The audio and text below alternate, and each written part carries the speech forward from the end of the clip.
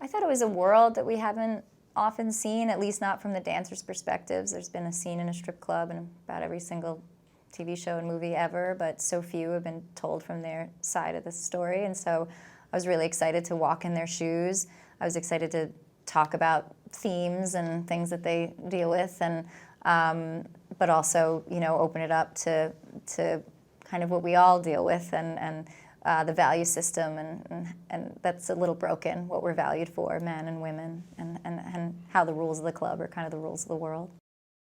Oh, I really wanted to make sure that this movie was as authentic as possible, so I did a ton of research and went to a lot of strip clubs and spoke to a lot of strippers, former strippers, talked about the 2008 financial crisis and what a giant impact it had on their industry. Of course, it had an impact on everybody, but how that changed for them, what $20 meant to them after that. And so, it was a really extensive deep dive into the world, and so I wanted to make sure that it was as authentic as possible.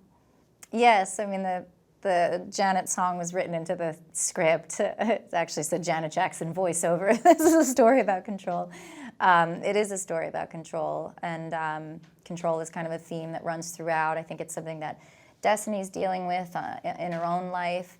I think it's something we're all kind of dealing with, a sense of feeling out of control, and sometimes Ramona's in control, sometimes Ramona's behind the wheel and it feels safe, sometimes she's behind the wheel and it doesn't feel safe. So there are moments that we feel like we're in the passenger seat, and moments where we feel like we have our hands on the wheel.